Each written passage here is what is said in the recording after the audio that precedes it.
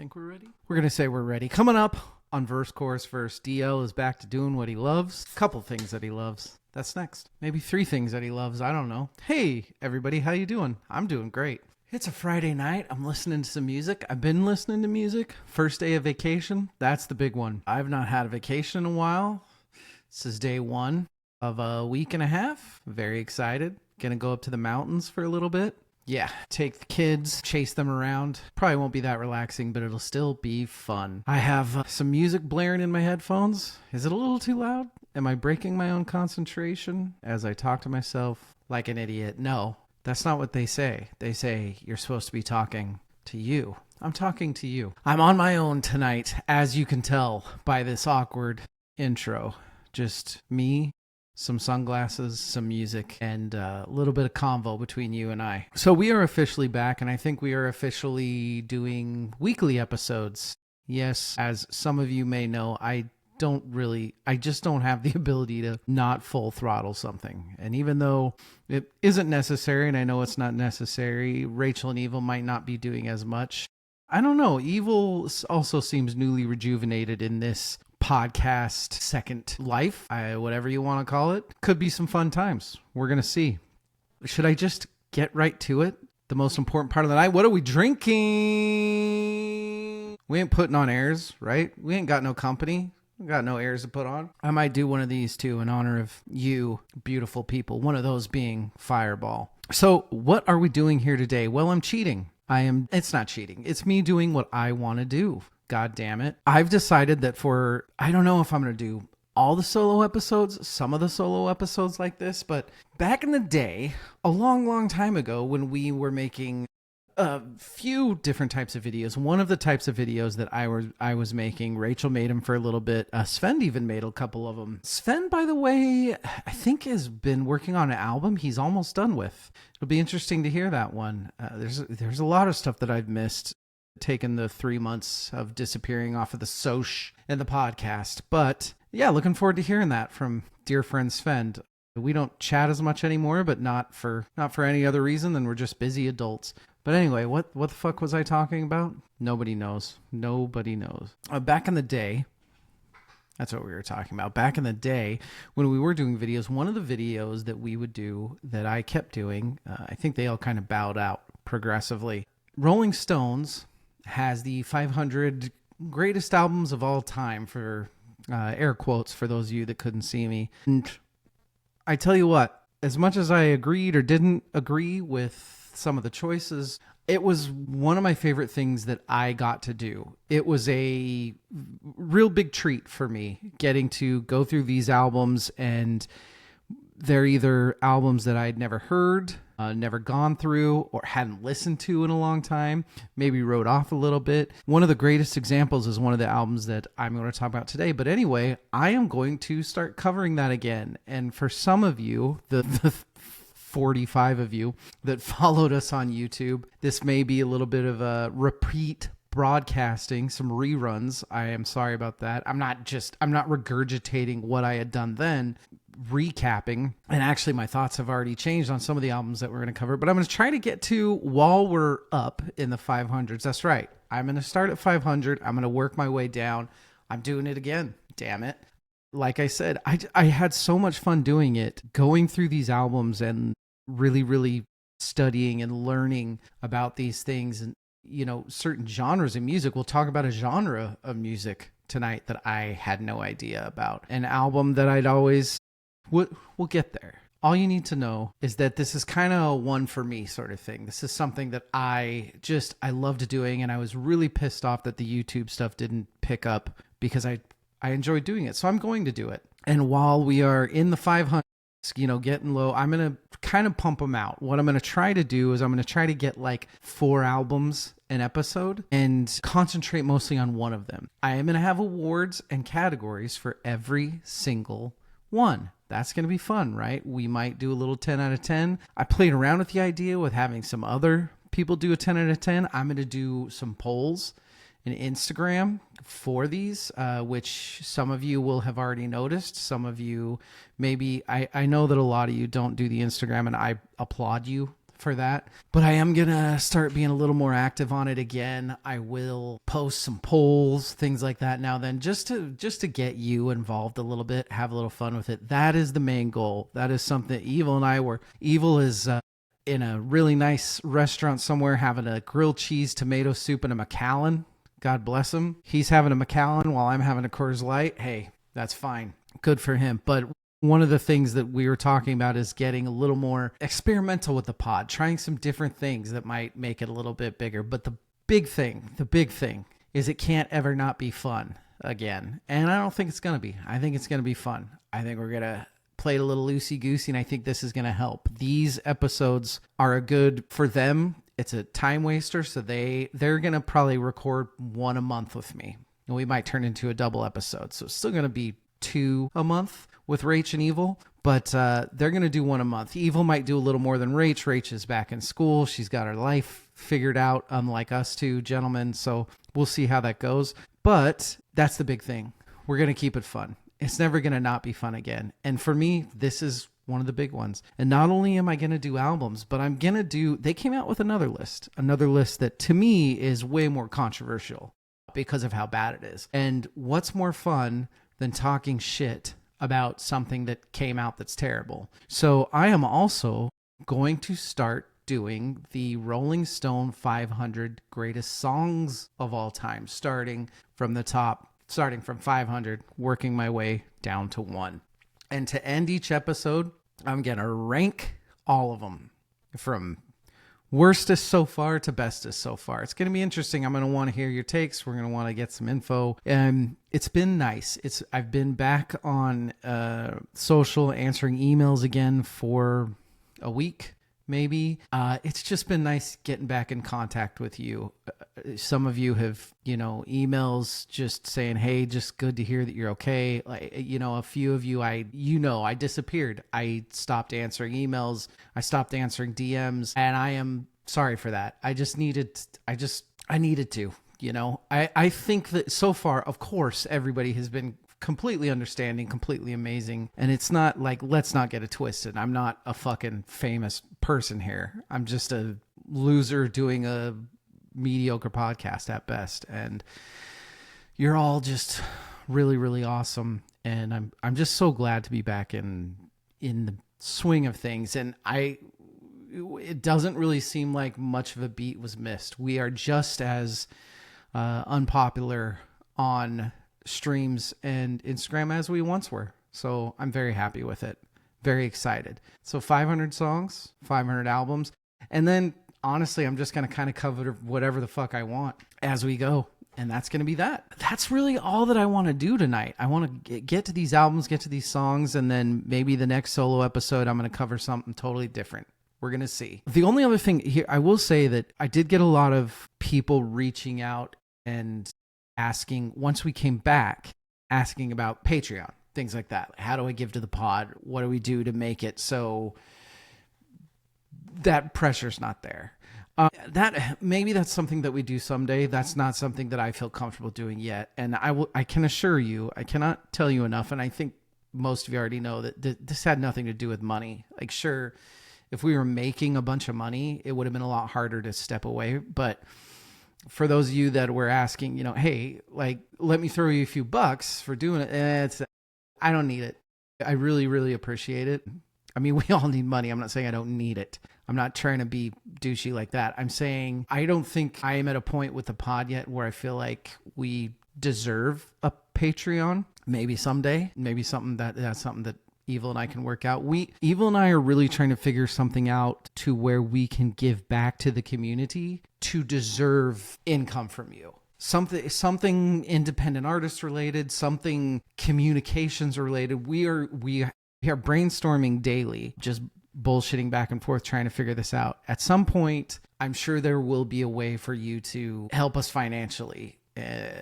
Trust me, I'm the same way with everybody else. I love buying the shirts. I'm excited. I've got a couple band shirts coming. I'm excited. I think, oh no, today's Depeche Mode. But hey, I mean, come on. How do you not see that shirt and not buy it? That's crazy. But yeah, no Patreon. I don't want it yet, but something like that may be on the way someday. We want to give enough to feel like we deserve to get. if that makes sense. That's really all I got. Should we get into it? Should we start this MFR? I already did what are we drinking? I guess maybe I just open up this wonderful bottle of Fireball. Should I do something? You know, I kind of feel bad drinking Fireball without the Rach and the Eve here. Okay. How about some Canadian whiskey? How about a little Crown Royal? How about if we do that? Huh? That's what we'll do. David's going to open up the Crown Royal. I have not had Crown Royal for a long time. It smells wonderful. Canada knows what they're doing. Cheers, everybody. I'm so happy I'm back. I don't care if it's on my own. I much prefer doing episodes with Evil and Rach, but it's just fun getting to talk about music and listen to music again. Man, I've said it and said it and said it, but the rut that I got stuck in when I quit the pod, it was amazing how much music I wasn't listening to and didn't want to listen to. It was sad. It sucked. But those days are gone, right? Those days are no more. I'm back to listening to fun shit and hearing new artists and talking about, you know, you heard the episodes, the quick fires of people who loves Youngblood and who hates it and who's into the new Ghost and who thinks it's shitty shtick. It's just, I missed it. I missed hearing some new stuff. Really glad I'm back. Cheers to you all. I really don't think that us coming back would have happened if it wasn't for the people that wrote us. And nobody even said like, oh, fuck, how dare you? Everybody was just so nice and a little half bummed that we weren't doing it anymore. You know, gonna miss it, listen to you every Monday sort of stuff. So it meant a lot. It meant so much that I couldn't not come back. And I'm so glad that I have. Felt a little weird after a while. So cheers, you guys. Love you. Here's the thing about Crown Royal. It burns, but it's a pretty good burn. It really is. I used to love Crown Royal. I also have not been drinking a lot lately, so we'll see. He may get a wasted DL tonight trying to get through this on his own. Good luck to me. Cheers, everybody. We'll be back in a minute. I had to text Evil. We're back, everybody. How are you? So, should we get into the first album? Is that what we should do? For those of you that don't see anything, for those of you that are listening, most of you, and not watching, what do I have over my left shoulder? I have an album by a band called Mother Mother, which I haven't talked about on the pod. I don't know how many of you know about the band Mother Mother. They've been they're not hugely successful, but they're successful-ish. They came out with an album this year. Actually, I haven't listened to it yet. I'm excited to. Actually, my daughter showed them to me a couple years ago. That's right. My daughter, it was the first band that my daughter showed to me that I was kind of, holy shit, like this is really, really good. And I bought the vinyl for Oh My Heart. Great album.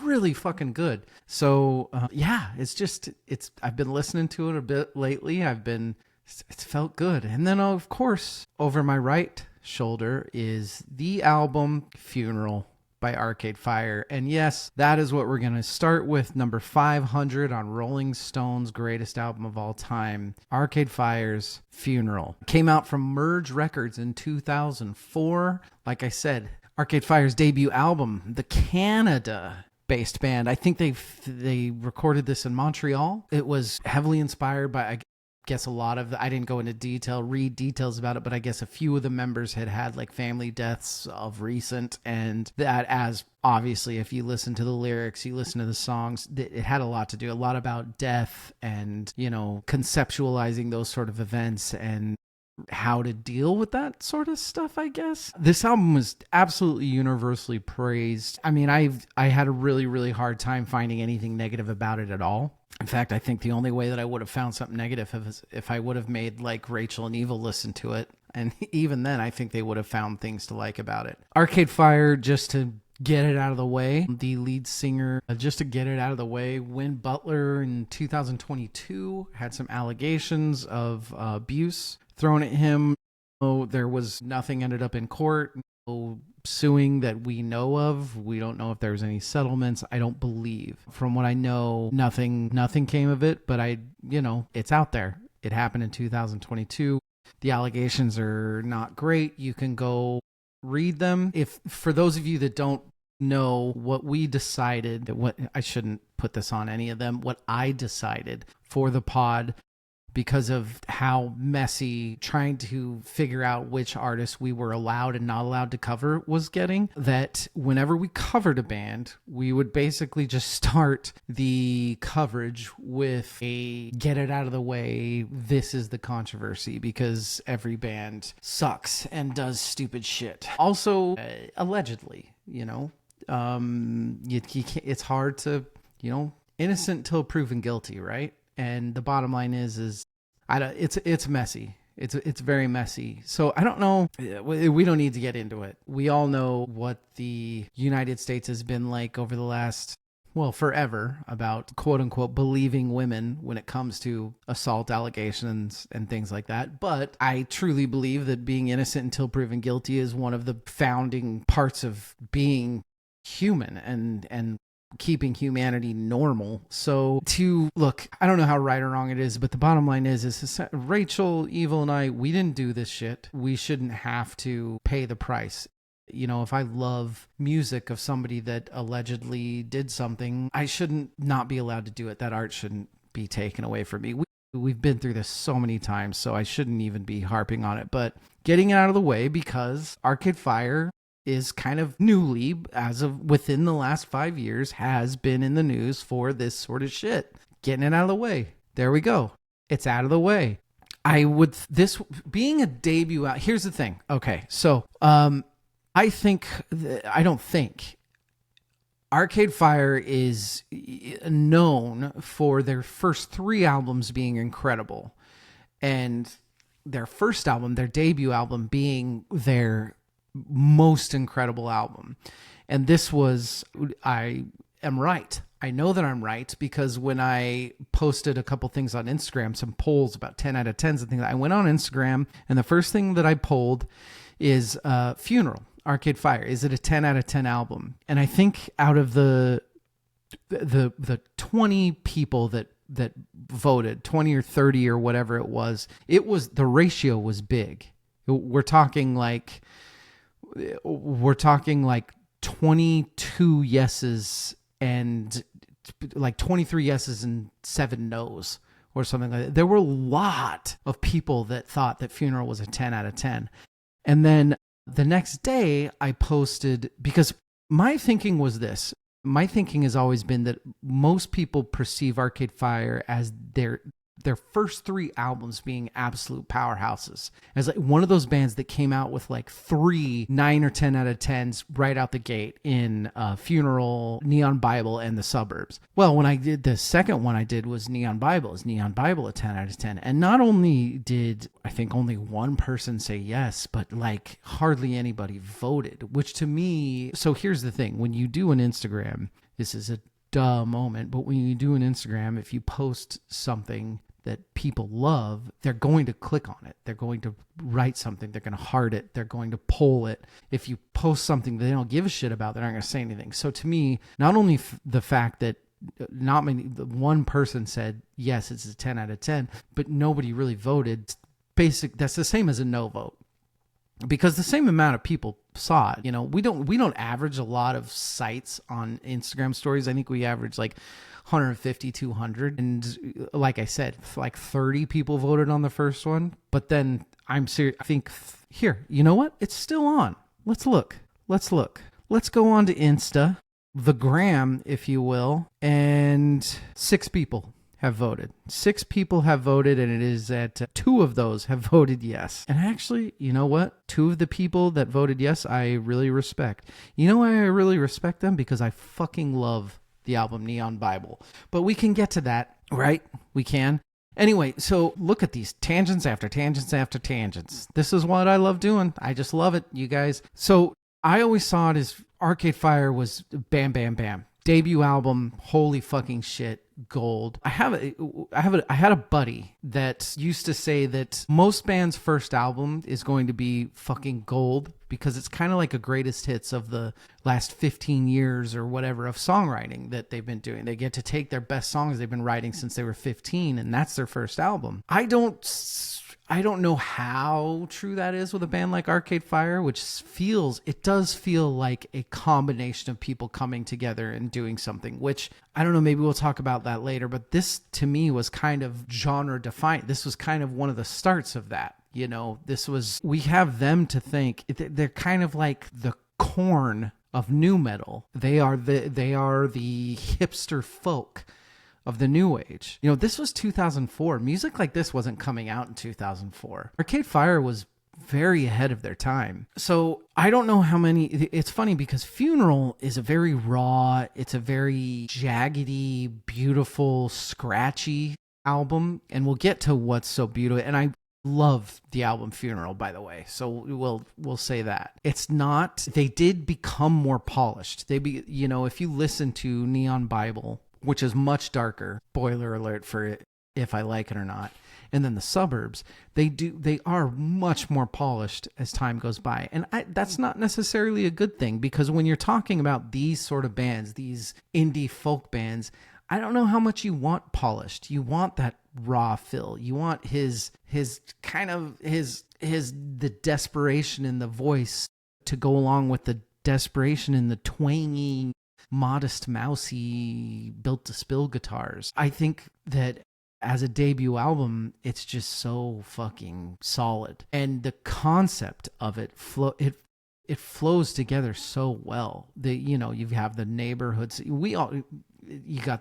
you listen to the album, the first 4 songs are all kind of, I don't know, they name them one, but they're very different. But it is a conceptual album, and it does blend together, and that's not done anymore. We'll get to it. I don't love that it's number 500, but I love that is the first album to cover. I love it. I absolutely love it. Because people don't make albums like this anymore, at least not frequently, not much. And these albums like this are the reason that I loved doing this so much. And I'm so glad that I'm back to doing it. Because look, we all do this thing where we have, you people that are obsessed with music, the type of people that listen to this sort of podcast, you listen to so much music. You listen to hundreds and hundreds of albums a year. And so you can't listen to everything all the time. And so when it comes to something like an album like Funeral by Arcade Fire, or a band, we'll even say like Arcade Fire, you think of a band like Arcade Fire and you think, okay, I've got this album, and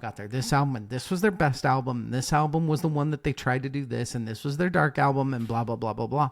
But until you go back to that album and you really re-dive into it, and whether it's because it was 20 years ago, or whether and you're a different person, or whether it's because maybe you didn't dive into it the way that you really should have, which is, I think, a lot of albums for a lot of us. You can't really, I think for some of us, we call it on this podcast, we call out Stockholm Syndrome a lot. Like, the more you listen to an album, the more you just start to like it because it's just been played 100 times, and I don't think that's the case. I think that it really does. Music is the type of art in some aspects where it really takes a long time to understand a full album in some cases. And Arcade Fire is a pretty complex band.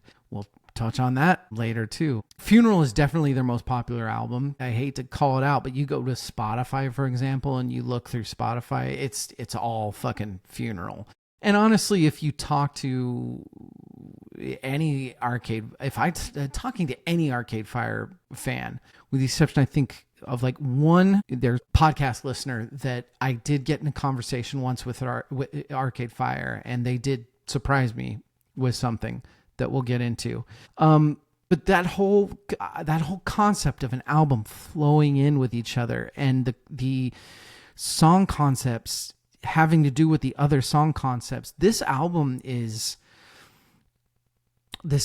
much more brilliant than I gave it credit for 20 years ago. I will say that. There are aspects to every song, and it's not just the concepts, it's the songwriting. It's the structures that kind of do the same thing, but not really. Guess what I'm going to say? I'm going to say what I always say. I'm going to touch on that later. If you couldn't tell, by the way, I'm already 30 minutes into my recording. So for the 500 best albums of all time, I'm going to concentrate on one of I'm going to do like 4 every episode. I'm going to concentrate on one and be quick with the others. Same thing with the song. So as you can tell, Funeral by Arcade Fire is the one that I'm concentrating on. I think that there are spaces in this album that don't flow as well, and I don't know if that's a me thing. I think it might be. Look, I'm letting you guys influence me a lot because, like I said, I was pretty shocked at how many people said that this was a 10 out of 10. I was so shocked at how many people said that this album is a 10 out of 10 that I started to think that maybe people were misunderstanding my poll. I started to think if people were thinking I was asking if we should cover Funeral as a 10 out of 10 episode, because you listeners know that we do DL's 10 out of 10s where we cover an album. Rachel, Evil, and I cover an album, and they decide if they like it enough to be a 10 out of 10, and I decide if I'm remembering it right. But no, I think a lot of people just think this is a perfect album, and more power to them. It's this. I think there was a different single on here. The only song that I remember being any sort of single is Wake Up. And I don't know if that's correct. I just remember that. I think that was on soundtracks. It was on certain things. It was the one that you would hear. That was the song that if you heard it, the people knew. People just, that's the Arcade Fire song. So I don't remember. I didn't look it up. Sorry. Some of this stuff I'm not being super fucking, recorded in 2023, came out 2024 by Merge Records, which it was Merge Records, so at least I'm right about that. See, I'm not a total idiot. Yep, it was Merge Records.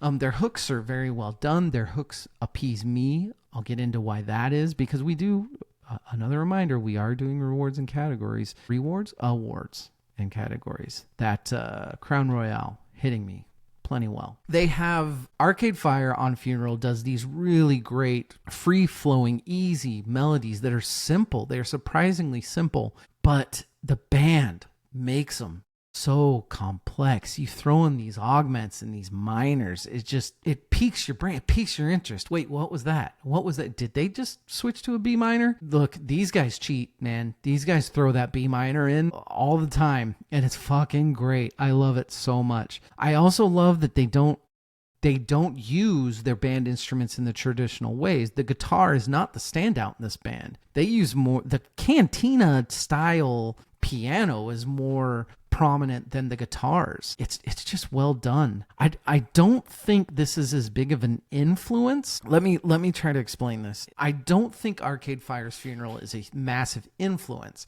I think that it is a genre opener. So I don't think a lot of bands, I don't think that the Lumineers heard Arcade Fire and said, "Oh, we should do that." I do think that the Lumineers got popular because of bands like Arcade Fire. I think Arcade Fire opened the doors for the Mumford and Sons and the Lumineers of the world. And I think that's a great thing. I don't think it's an insult to say that they weren't necessarily super influential. I just think that they broke open a whole other genre, which to me, that's even better, right? I don't have much else on this before awards and categories. I love the artwork by Tracy Maurice. I love the cover. Kind of got that Monty Python style going on. Come on, right? That's pretty cool. They led the hipster way for the 7-man bands. It's cliche, and it's cliche for a good reason. This music's fucking good. And I will fight anybody that says it isn't. Should we get to awards and categories? Let's do it. 70 million Jackson fans can't be wrong. So what about this album do you think you're on a small island for loving or hating? I will tell you the small island I am on. The small island I am on, and I'm sure people know it, and like I said, the one person that I had talked to Arcade Fire about, I couldn't believe it. I did find somebody that agreed with me, but I prefer Neon Bible to Funeral. I fucking love Neon Bible. I'm sure there's some, I don't know if there's eye rolls for that, because I would think that even you fuckers that obviously don't think Neon Bible is a 10 out of 10, you've got to think it's at least a 9 or an 8. I know that I'm not alone in thinking that Arcade Fire's first 3 albums were incredible, right? I mean, Funeral into Neon Bible into Suburbs. Come on. You can't just toss away Neon Bible. Right? Come on. I don't know. We'll get to it at the end of this. Is Neon Bible a better album than Funeral. I'm not saying that, but I love it. It is my favorite Arcade Fire album, okay? We're good with that? That's where I know I'm on a smile island, but I do know at least one person agrees with me, and I like him for it. What's love got to do with it? Do you like this more or less because of the artist? I'm gonna rarely say this on this category, I think, but I think I like it a little less nowadays because of Arcade Fire. And I don't know if it's just because of the allegations. They also, to me, have gotten way worse. I think after the Suburbs, they've gone steadily downhill. And their last album that came out, 3 or 4 years ago, I know I'm not alone in thinking that it was not good at all. I don't remember what the album was called. I think it was like an iris that was on the cover. That's what I remember. And I just remember being incredibly unimpressed. And I know I wasn't alone because some of you other little hipster lovers like me, I talked to about it too, and you also didn't like it. The DMX, so yeah, less. I think they've gone downhill. That's what I'm going to say. DMX Award, what makes this unique? I kind of already talked about it. It was a huge breath of fresh air in the time, not just as far as the songwriting, but as far as the talent, the instrumentation, the vulnerability, the way that these guys were, in tune with their sadness and sadness not having to be this drug addicted 90s grunge. Like, you can have major songs in major that are still about hard things. Like I said, it paved the hipster way, just like Korn for nu metal. I just like saying that, I guess. The Mark Lanigan True Rockstar Award, what makes this album or this creator of the album a rock star? Like I said, they paved the way. That and I guess the sexual assault allegations, but I should probably edit that out. Yikes. Overrated, underly? Cheers, everybody. Overrated, underrated, properly rated? It's time and now. I think it's properly rated. I think it's it's clear from the polls. A lot of people remember this as a 10 out of 10 album. And it was a big deal when this came out. I'm not saying that it sold a kabillion, but people fucking loved it. So I'm going to say it's properly rated now and properly rated back then. It's highly respected. And for damn good reason. Influences and influencees. I've always heard a lot of Talking Heads in Arcade Fire. I feel like it's kind of like, what if the Talking Heads took themselves way too seriously? I'm sure that there's a lot of David Bowie. You hear a lot of the structure and also some of the lyrical ideals are very Bowie to me. I don't know. I'm sure if you ask them, because I didn't look any of this up, I'm sure if you ask them, it's they would be some sort of elitist, some French filmographer or something like that. The Never Mind the Bullocks Award, is this the band's best album and is it close? I would be okay with calling this the band's best album. After living with it religiously for the last couple weeks, I would be comfortable saying that this album is better than Neon Bible. It doesn't mean that I like it more, but I would be comfortable saying that it's better. I have a hard time with it just because of how much I love Neon Bible, but I'm okay with it. Hey, we all got to grow up at some point, right? The No Dude Seriously Award. What song are you going to give to somebody to get them into it? For me, it's Wake Up. I think that is the I know that I'm ruining another award here, but I'm not going that. Boy, just talking myself in circles here. I think Wake Up is, if you want to get somebody into this band, you show them that hook. Like, for me, spoilers for best songs on the album, but I'm a little over it just because I've heard it 9 kabillion times. But the first time you hear that Wake Up hook, how are you not, as they say, hooked? And so I feel like that would immediately get people into it, which leads us to the same answer for the next award, the John Popper Best Hook Award. It's the same thing. That Wake Up hook will get stuck in your head your whole life. The John Prine Best Lyric Award. There are a couple really, really good lines on this, but I'm going to try to stick to one whenever I do this because I could go off on tangents forever. I really like lyrics. We talk about Rachel as our resident lyric person. She's not, just to let you guys know. I am. I actually love lyrics and I understand them more than she does. Wink, wink. She doesn't listen to the pod, so I don't have to worry about pissing her off anymore. I have proof. Children, wake up, hold your mistake up before they turn the summer into dust. How is that for a fucking line, you guys? Come on. It's It's there. It's there's no mystery to it. That's just good shit. The Eddie Van Halen Award. In the song Rebellion, there's a breakdown with about a minute left, which is just fucking spectacular. Also, the ending of In the Backseat, the last song, I believe it's the last song on the album, In the Backseat. They are really good at end of song builds and kind of the beauty of that. The Surfer Rosa Award.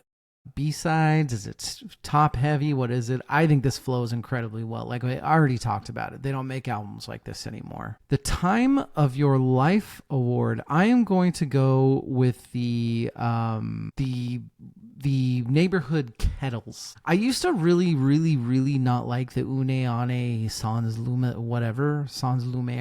It's pretty. I've kind of grown on it a little bit. So I think I'm going to go on the Kettles. The Kettles one is kind of boring to me. It is. Una Ane, Sans Lumiere, and Kettles are the ones that maybe don't speak to me as much as a lot of these other ones do. Sorry, guys and gals.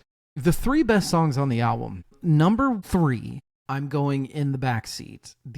Like I said, the ending, the way that their resolutions are incredible. And I guess I can talk more about it with my number 2 favorite song, which is Tunnels, the Neighborhood one. They do this.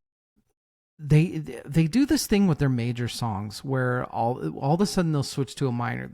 I think it's like A to B minor in Tunnels, but they resolve it. And again, that wasn't a musical writing thing at that point in time in 2000, in the early 2000s. People weren't doing shit like that, and it was refreshing, and it was a brain melter, and I love it. And my number 1 favorite song is Rebellion. It has this just amazing ending, and every time they do that it's all majors, it's all B's and G's and whatever, and then every like third stanza or third measure they go to G minor, and then the ending it's all E minors and B minors and G minor. It's just, I just don't how did your brain not love that?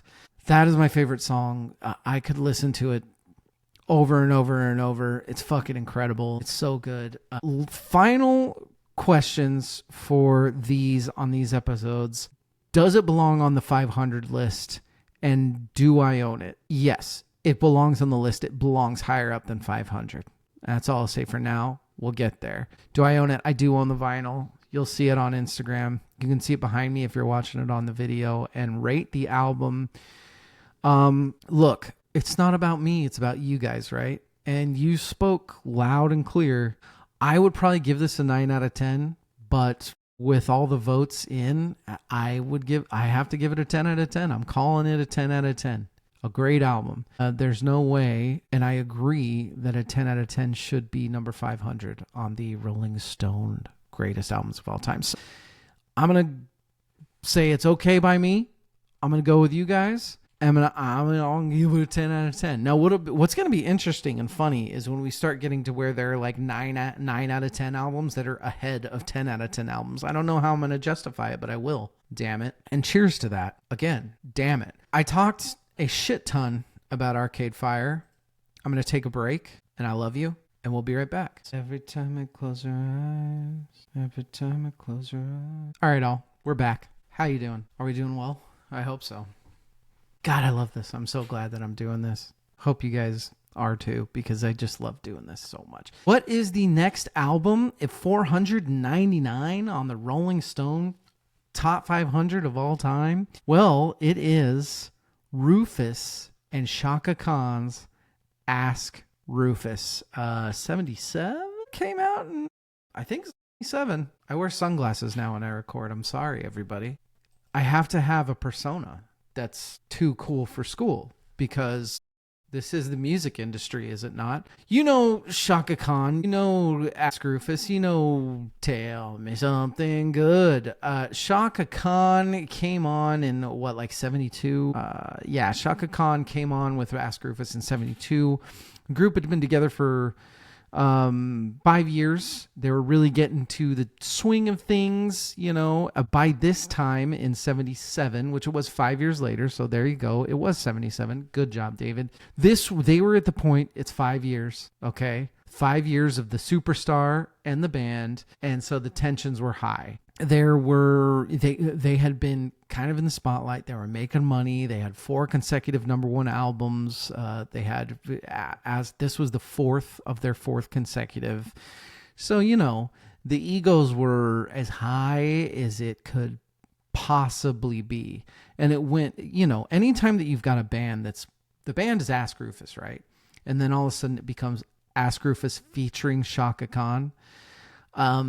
If you look at the cover kind of tells you everything that you need to know. Just look at it and you'll see what I'm saying. You'll see where the ego maybe could have gotten in the way. If you don't want to look at it, the cover is Shaka Khan in the front, about 8 million times bigger than everybody else, way, way, way in the background from the band. The group headlined their first major tour in 75. Shaka Khan was, getting all this attention. She was flamboyant. She was rad. She was a great front person, but she was also a little bit crazy. She was a front person. She was kind of labeled as this wannabe Tina Turner type of thing, which I don't think that's fair. I think that's kind of a shitty media thing to do, but whatever. After it's just a very, very stereotypical stuff, especially late 70s, a lot of coke going around. I'm sure everybody was drinking. After a tour promoting Ask Rufus, one of the main founding members of Ask Rufus, left the group because Shaka Khan, I think her second husband, and Shaka Khan, her second husband, and then, what was his name? His name was like Fisher or something like that, got in a brawl during some recording session or something like that. So this is when the band starts to break up and stuff like that. Like a little bit of a husband, Yoko Onoing the situation, and, that's it. That's it. It's a dime a dozen when you're talking about a brilliant band. And this also late 70s, this style of music, much like a music podcast, the market was so fucking saturated. So as amazing as this album is, I don't know.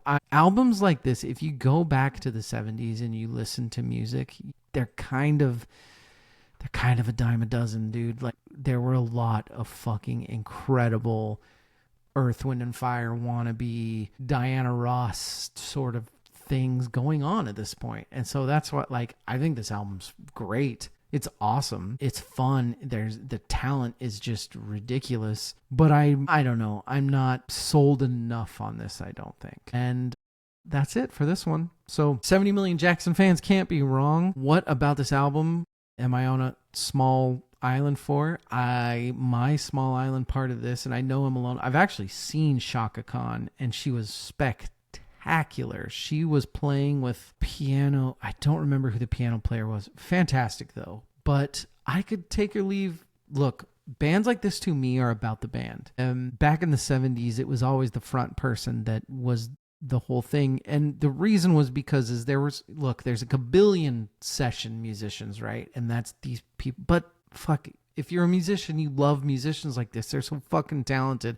Ask Rufus was such a great, fucking talented, amazing band. And so for me personally, I can kind of take or leave Shaka Khan on this. I mean, I feel like easily replaceable. But like I said, this music was everywhere. Everybody was making this music. So I don't know. What's love got to do with it? I would say I respect this band more because of the artists. Look, I'll always have a soft spot for these 70s bands because, like I just said, they were built on so much talent.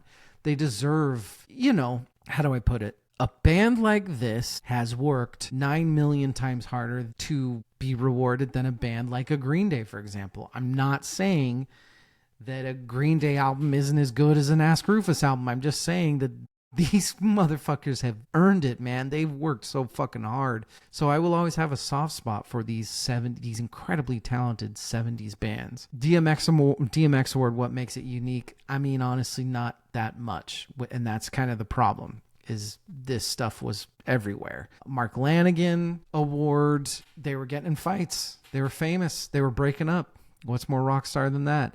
I think I think it was properly rated in the time. I think underrated now. I don't think anybody, if you ask 90% of people about this album, they're not going to know what the fuck you're talking about. I think influence are really obvious. You know, I do know that Mary J. Blige said that she's a huge, Shaka Khan was a huge influence from her.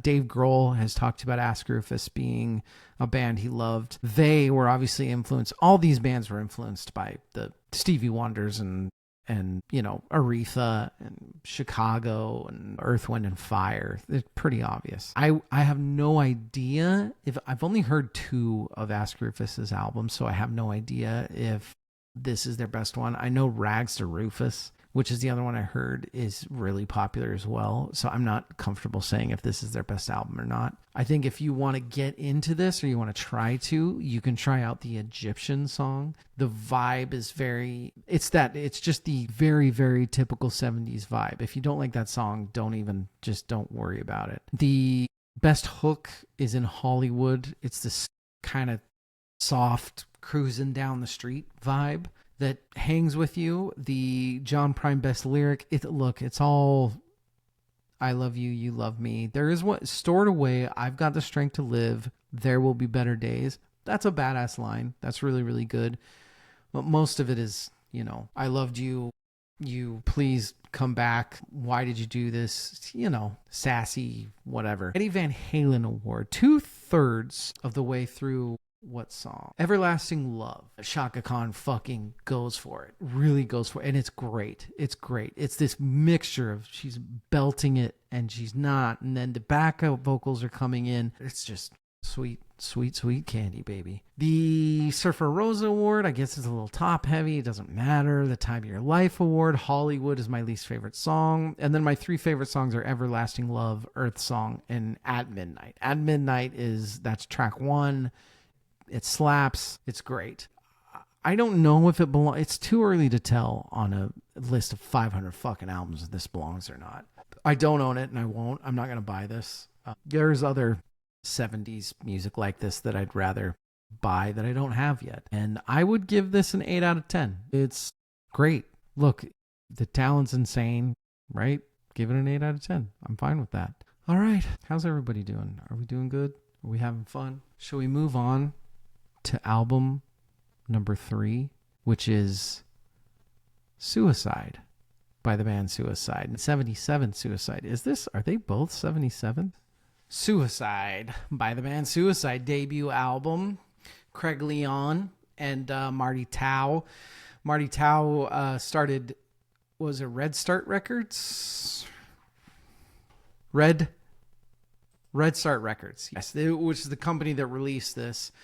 Leon was a much more famous producer. Leon did Talking Heads, Ramones, Blondie, all that stuff. They were famous for this, producing crazy live performances, all that sort of stuff. The UK fucking loved this album and the US did not. It makes sense if you listen to it. Late 70s, super, super minimal, dark. It was not a huge US thing at this point. No wave is what this style of music, I saw it called on the internet, which I thought was kind of funny. They had fucking super different, dark, eerie, crazy fucking songs. Frankie Teardrop was influenced by a story that one of them read in the newspaper about a factory worker who lost his job and murdered his wife and kid and then killed himself. And if you listen to the song, he's screaming. A lot of this, it's guttural, it's screaming, it's sexual, it's violent, it's horny. It's all the stuff that, it's the uncomfortable, dangerous stuff. You know, Evil says he wants his rock dangerous. This is very, very dangerous. But it's crazy because it's backed by these tunes that are they're minimal, and I'll go over the sounds in a little bit, but it's also, there's a lot of like basic like Pretenders style stuff and old school blues done with synth. It's really, really weird. It's different. It's scary, which makes it unique and it makes it cool. 70 million Jackson fans can't be wrong. It's kind of the opposite. This album is so up my alley as far as music and as far as what the group was doing, that it's surprising that I don't like this more than I do. And I don't love this album. A little too, maybe it's just of the times, maybe because it came out when it came out. I just can't get into it. I don't know. You just listen to Frankie Teardrop and I just don't know. I just can't. I don't love this album. I don't love this album. I respect it. I very, very much respect it. What's Love got to do with it? I would say more because they influence so many bands that I like. So this is the type of music and band that I want to love because of how much I respect it. What made this band unique? The DMX Award. I mean, LOL. Listen to it. Just listen to it. And it's different than... It's fucking different. I'll tell you that. Which is the same with the Mark Lanigan Award. This is all about murder and sex and a bunch of other bullshit. And it's weird and it's eerie. It's very Mark Lanigan. I think it's properly rated and maybe a teeny little bit of a resurgence. I feel like I saw something for this album recently, which was really weird. But I don't know. I guess I could call it underrated both ways. Like I said, the US completely ignored it when it came out. There's so many influences. All of I love bands like She Wants Revenge and some of the Paul Banks stuff. And this is a huge influence for that. I'm sure the Velvet Underground influenced them. Never mind the Bullocks Award. This is the only album of theirs I've ever listened to. So I never listened to any of their other stuff. I can't tell you if this is their best album. I think for the No Dude Seriously Award, try Frankie Teardrop just to say you listen to it. It's fucking insane. It's an insane song. That's it. As far as the best hook, I think Cherie. It's got this, again, it's like this 50s style song, but done in creepy reverb. And they do this thing where they have these, it's almost like crickets, this cricket sound in every single fucking song. And I get really sick of it. It annoys me. They have good breakdowns. I won't get to see it like the Eddie Van Halen Award. They have good breakdowns. I'll just say the three best songs on the album, which are Rocket USA, because it's great. Johnny, which is just such a weird fucking concept and the creepiness behind this standard blues progression in it. And then Ghost Rider, which is you can hear a lot of new age influences, a lot of like Black Keys, Jack White stuff influenced by a song like Ghost Rider. I think I'll get crucified for this, but I would call this more of like a 6 out of 10. But it's very one note. It's extremely one note. Every song is kind of the same, but I respect it a lot because of how influential it was. And there you go.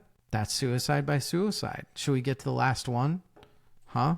Should we get to the Indestructible Beat of Soweto? Indestructible Beat of Soweto, which is a various artists album. Came out in 1985. It is a cool, crisp 45 minutes. It is South Africa. It's South African artists playing. I'm going to butcher so much of this, but it was like, let me look. Mbakanga music. Which is just a myriad of a lot of the ethnic tribes and the ethnicities in South Africa at the time.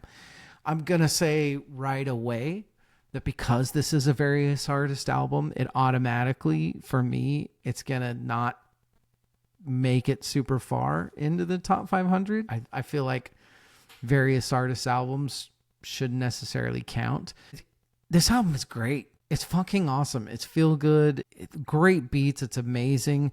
I'm not anti-appropriation in music. I think genres are meant to be bent and shared and things like that. But man, all this shit was stolen by Westerners to make really good music though. It's just this album, just turn it on and listen to it. You'll love it. It's really kick-ass. It's a great cultural achievement. It's a good type of music that you're never really going to listen to. And that's fun. I don't think,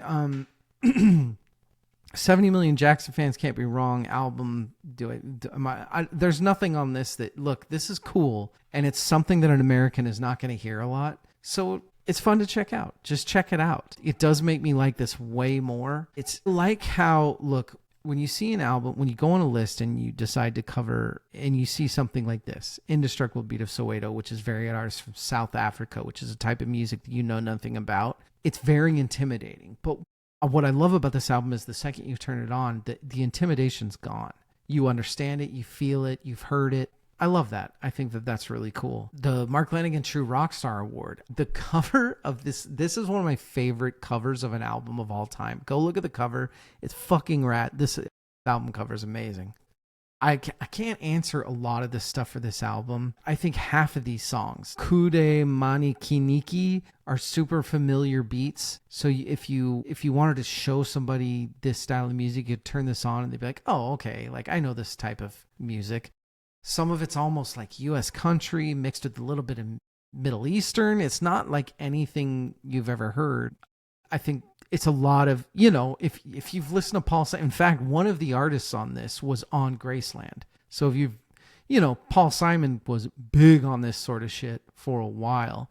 Go listen to the song Holo Telani. Holo Telani? Yeah, number 2 on the album. It's amazing. The beat, the hooks, everything about it. It's just a fucking awesome song. Indora, Yajazi, Thon. I'm not even going to try. Look, this is a great album. It really is. I'm not spending time on it because what the fuck am I going to say about this shit? It's great. Just go listen to it and that's it. I'd give it an 8 out of 10. I think as a compilation, I don't think I'm ever going to give a compilation higher than an 8 out of 10, but this is, I would buy this album. I don't own it. I totally would. If I saw this album in a record store, I would buy it immediately and fucking rock out to it when I got home. It really is a great album. So that's the albums. Let's rate and rank them. We don't rate and rank, we just rank. I am going number 1 so far. So we'll start from the bottom. 500 so far. I'm going Shaka Khan and Ask Rufus. Like I said, I just not as impressed with the uniqueness and the influence of that one. And then I'm going Suicide, and that's just more of a personal thing that I just don't. I should love that album more than I do. Number 2, I'm going Soweto. And then 497 at this point would be Arcade Fire's Funeral, given a 10 out of 10. By a lot of you. And those are our 4 albums. We're happy with that, huh? Should I do some songs? I think I should do some songs. All right, fine. I'll do some songs. Let's start with number 500 on the 500 greatest songs by a Rolling Stone of all time, blah, blah, blah, blah. It is Stronger Than Kanye. Stronger by Kanye West. It was on Graduation. Graduation came out in 2007. Produced by, this song specifically was produced by Daft Punk with Kanye West. The beat was Daft Punk's that Kanye worked with, which if you listen to it, that's very, very not surprising. I will say that as far as albums, Graduation was the first Kanye West album I didn't love. I wasn't impressed with it. Still am not. I think I'm okay with that. Oh, Timbaland also helped write Stronger, which is fine.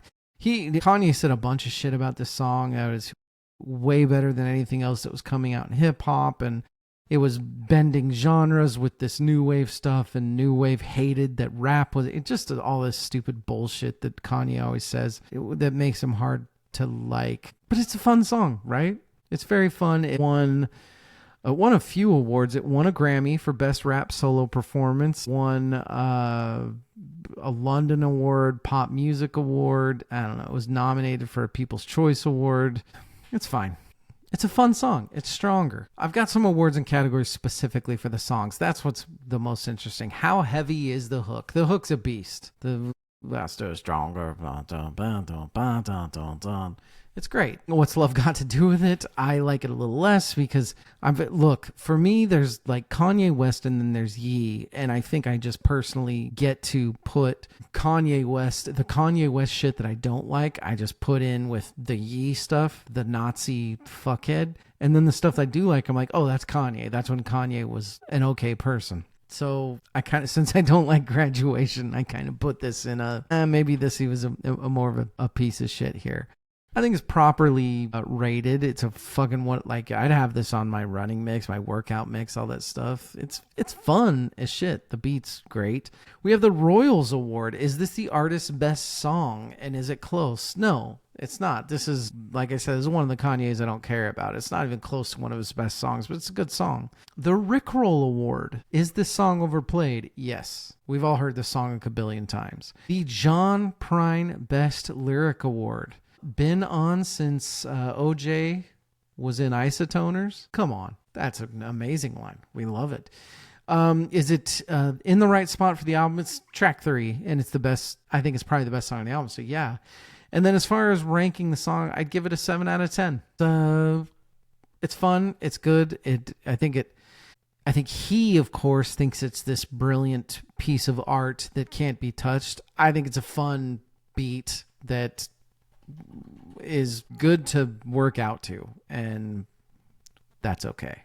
Number 499 on the list is Baby Love by the Supremes. This was their second album, Where Did Our Love Go, which is just a fucking spectacular album. It was produced off of Motown Records. Am and Berry Gordy, Holland Dozier Holland were the guys that produced all the Motown stuff under Berry Gordy, and it was just like, it was elite. It was the greatest stuff out there, and the Supremes were the cream of the crop. Fucking Diana Ross. The Supremes, I might be mistaken, but I believe the Supremes came out with more hits for Motown than any other group that they had. It's Baby Love. It's beautiful. It's so fun. It's so awesome. How heavy is the hook? It's a fucking beast. Baby Love. Come on, man. And it's the Supremes, so we're all going to love it. It's properly rated in its time. You turn it on now, people are going to know it and sing it. Is it their best song? No, they had a shit ton of amazing hits. Is the song overplayed? Maybe once upon a time, definitely not now. I could handle this song coming on way more often than it does. Lyrics are, whatever. We don't care about lyrics for this sort of song. But this sort of song to me is a fucking 10 out of 10. This song's great. This song is brilliant. Right? I think I don't know. I think it's spectacular. I would call this a 10 out of 10 song.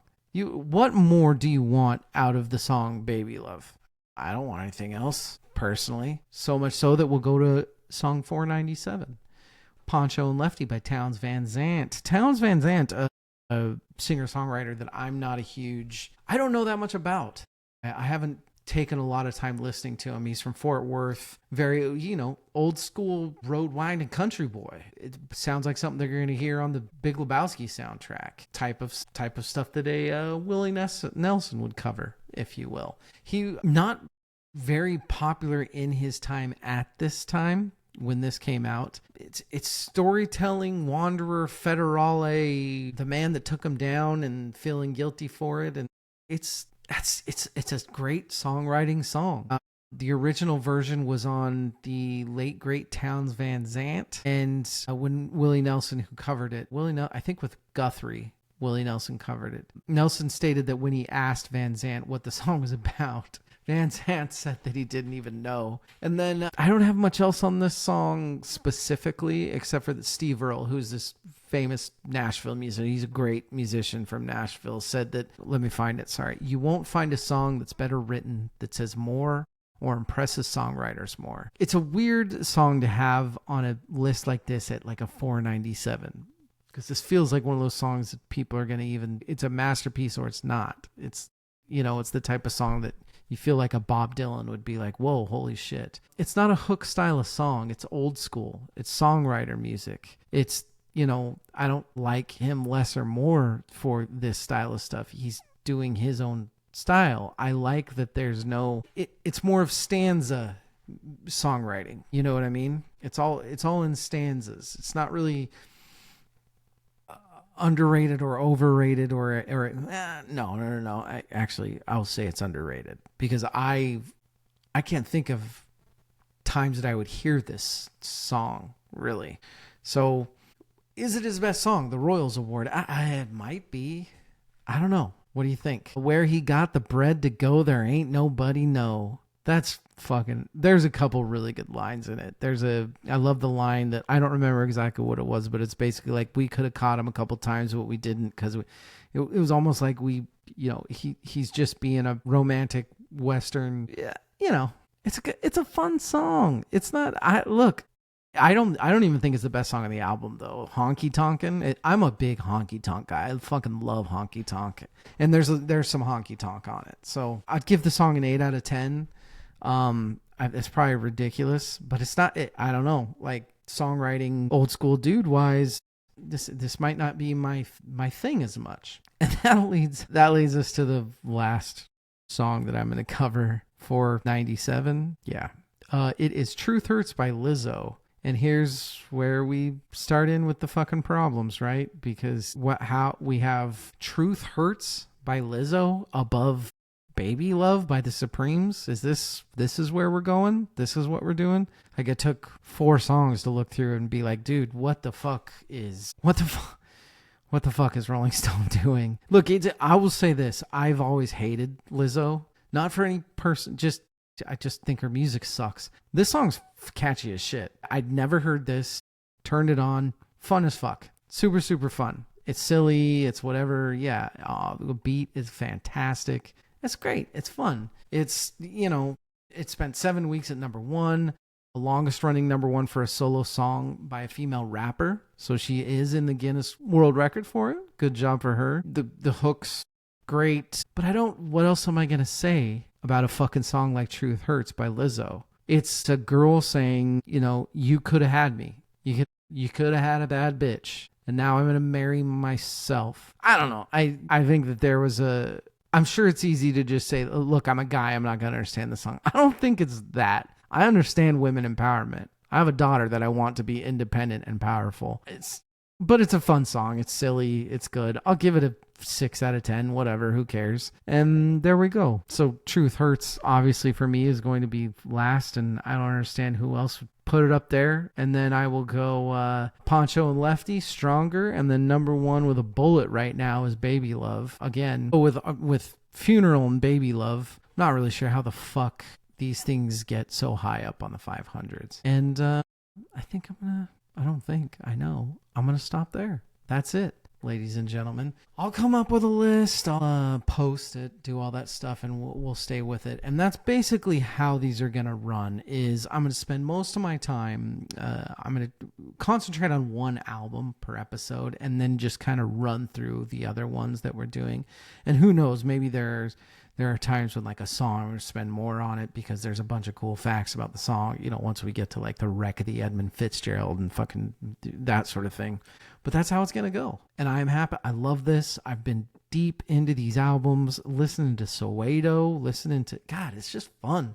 I love doing this. I'm so happy that I'm doing it again. I love you guys, and I'm going to see you next week. We got an episode starting next week.